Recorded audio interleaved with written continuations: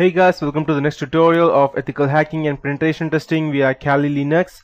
So in the previous tutorial, I taught you as to how we can go ahead and gain access to this system, and you already have become the system, and you are not the administrator anymore. So let me check.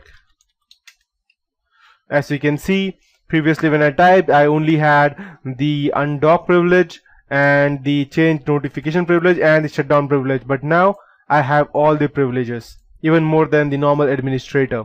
So this is, if you think that this is not much, I'll show you how we can go ahead and run a remote desktop. So I'll just go ahead and type, let's say, run. I don't know exactly this work or not, -h, and let's see. Okay, so as you can see, I have the interpreter over here. So if I want to go ahead and gain access through the same terminal, I can just type, unlike previously where I had to open a separate terminal, I can just type getgui-u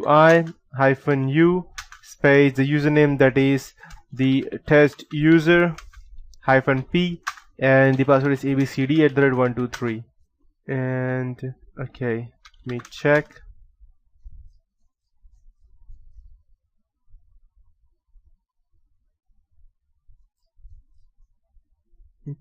Okay.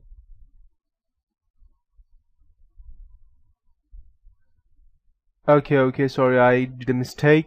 GTGUI will go ahead and create another operating system, and this test users already exist. So what I was trying to do mistakenly was to go ahead and create another user, and I already have one. So let's go ahead and try to create another user if you want, and I'll just go ahead and type test2, or I'll just go ahead and use Mr. Smart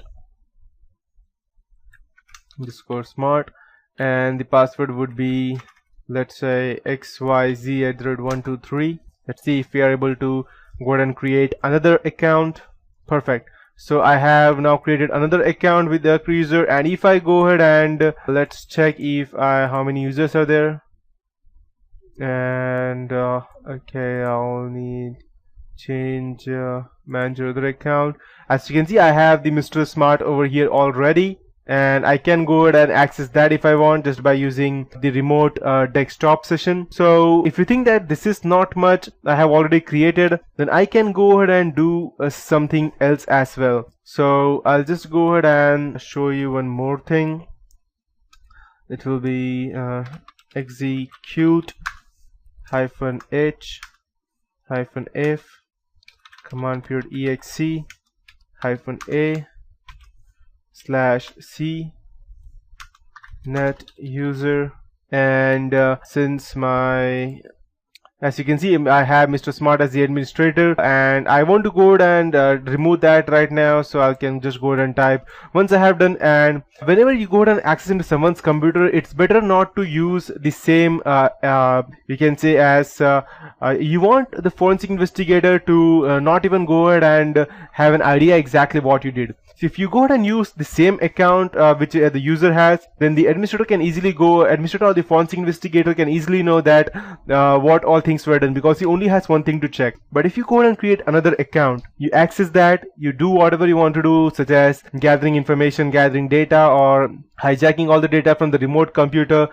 and after that, if you want, you can even go and delete this specific account, and then the person will not be able to even know that there was another account created. He won't even be able to guess that. So now after that, if you want to go ahead and delete, you can just type the username net user, but the username would be Mr._Smart, I believe that is the name. Okay, Mr. Smart, and /delete, and I'll hit enter. As you can see, process 1196 was created, it's showing. And if I go ahead and try to check, as you can see, I don't have that account anymore. Perfect. So this is one way of doing that, and this is how it works. So if this is not it, then I'll show you one more thing. As you can see, I can also go and enable remote desktop. If I had let me check if I had it disabled. Let's check. If I go ahead and do that, let's check what happens if I go ahead and use it over here. Let's see if I'm able to go ahead and enable the remote desktop. As you can see, the remote desktop was disabled. I have enabled it, and the terminal services is already set to auto, so there was no necessary, and there was a local firewall open, out of which there is a Windows Defender default, and I have enabled it right now. So if now I go ahead and check it over here, I should be getting that remote desktop is enabled. Perfect. Allow allow connections from computer running any version of desktop. Again, I'll show you something. Apply. I will go over here. I'll go ahead and start that, and now as you can see, it is still do not allow. I will go ahead and close this, and once this is over, perfect, I will go ahead and check the remote desktop options. Perfect, it is set to allow. And now the last time it was not working. Let's go ahead and try to gain access to this specific computer. Perfect, it's working right now. So as you can see, I have the remote access to that computer, and now I can do anything that I want, but the user over here is already logged out. So this is how it works exactly in detail, and yep.